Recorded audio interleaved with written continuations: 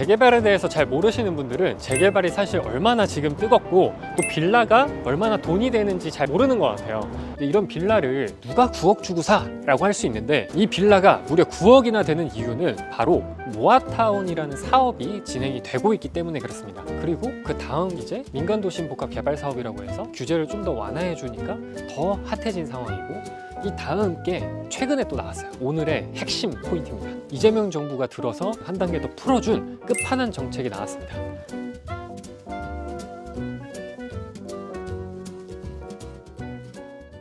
안녕하세요. 경매 트레이더 전사이트입니다. 오늘 제가 어디에 나와 있는지 혹시 아시겠나요?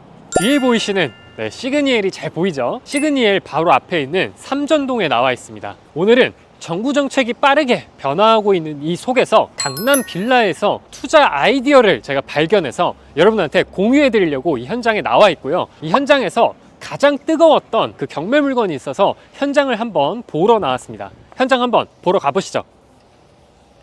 재개발에 대해서 잘 모르시는 분들은 재개발이 사실 얼마나 지금 뜨겁고 또 빌라가 얼마나 돈이 되는지 잘 모르는 것 같아요. 근데 제가 오늘 보러 가는 그 물건은 한 30년대 빌라거든요. 근데 그런 빌라인데도 불구하고 무려 9억에 낙찰이 됐고 입찰자만 103명이었어요. 빌라인데 어떻게 9억에 100명이나 입찰했을까요? 이 물건을 통해서 우리가 왜 강남 빌라에 기회가 있는지를 알아보는 시간을 가져보면 좋을 것 같습니다.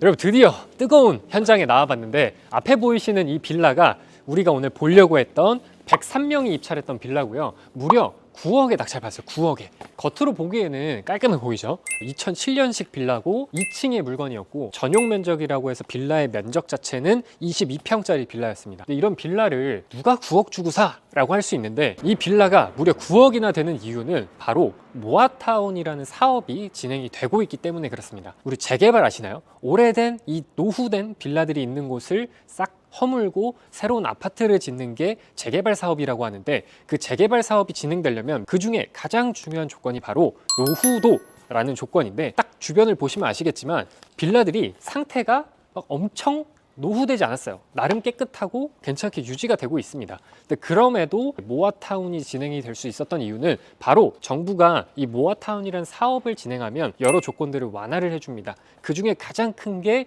이 노후도를 좀 풀어준다라는 걸 이해해 주시면 될 것 같고, 그래서 이 지역이 사업이 진행될 가능성이 열리면서 사람들이 돈을 벌 기회가 생겼다 생각하고 진입을 한 겁니다. 요즘에 정부에서도 그렇고 모든 사람들이 공급이 부족하다는 걸 알고 있잖아요. 근데 정부도 이걸 인지하고 있단 말이에요. 그래서 이 모아타운이라는 걸 만들어서 노후도라는 조건이 좀 부족하더라도 공급을 활성화시키기 위해서 이 노후도라는 기준을 좀 완화를 해줘서 사업이 더 빠르고 더 많이 진행될 수 있도록 지금 길을 열어주고 있다라고 이해하시면 될 것 같습니다. 여러분, 서울의 재개발 추진 지역에 이 분위기가 핫하다는 건 이해하셨을 거라고 생각합니다. 방금 우리가 봤던 물건도 103명이 입찰을 했었는데 그게 모아타운이라는 게 몇 년 전에 나왔던 그런 정책이거든요. 모아타운이 처음 나왔을 때도 그렇고 이게 지금도 핫하잖아요. 막 그리고 그 다음 이제 민간도심 복합 개발 사업이라고 해서 규제를 좀 더 완화해 주니까 더 핫해진 상황이고, 이 다음 게 최근에 또 나왔어요. 오늘의 핵심 포인트입니다. 이재명 정부가 들어서 한 단계 더 풀어준 끝판왕 정책이 나왔습니다. 바로 도심공공 복합 사업인데 분양가 상한제라는 걸 풀어줬어요. 이게 뭐가 중요한데? 라고 할 수 있죠.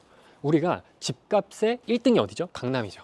근데 강남에서 이러한 사업을 진행할 때 원래는 이 상한선이 막혀 있었습니다. 집값 어느 정도까지만 해, 그 이상은 넘으면 안 돼라는 게 막혀 있었는데 도심공공 복합 사업으로 진행하면 이게 면제된다. 어떨까요, 여러분?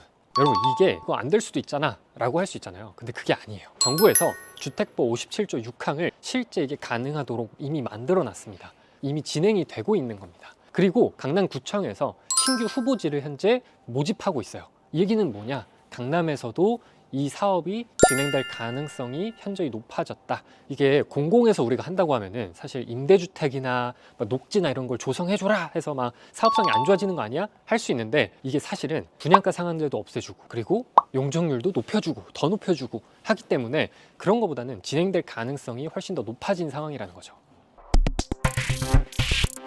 여러분, 이제 뒤에 보이시는 빌라가 좀 다르게 보이시나요? 앞에서 우리가 모아타운 현장도 봤고 민간도심 복합 개발 사업도 얼마나 핫한지 말씀드렸죠. 마지막으로 도심공공복합사업에 대해서도 어떠한 규제들을 더 완화해 주는지를 말씀을 드렸습니다. 모아타운도 나와, 민간도심복합사업도 나와, 이름도 어려워. 도심공공복합사업도 나와. 이게 계속 나오다 보니까 투자를 처음 하거나 아니면 막 시작하려고 하시는 분들, 또는 투자를 하고 계셨던 분들조차도 혼란스러우실 거예요.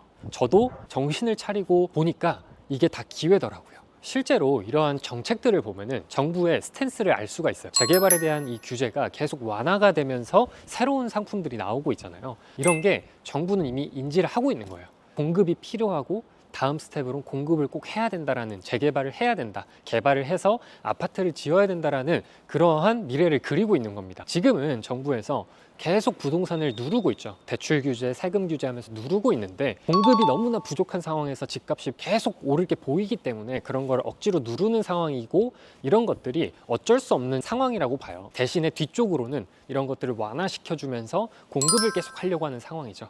그래서 실제 아까 모아타운이라는 지역에 들어가 있는 빌라 물건에서도 103명이 입찰했듯이 움직이는 사람들이 돈을 번다라는 겁니다. 지금 이런 도심공고 복합 사업처럼 모아타운보다 더 완화된 좋은 제도들이 계속 나오고 있기 때문에 여러분들이 공부를 통해서 나한테 맞는 물건, 지역을 선정해서 투자를 하신다면 좋은 기회가 있지 않을까라는 생각을 합니다. 그래서 여러분도 아무거나 막 사라는 게 아니라 제대로 공부하고 투자를 하시라는 거고요. 그리고 특히나 살 때는 경매로 싸게 사야 절대 실패하지 않는다라는 그 절대 법칙을 기억하시기 바랍니다.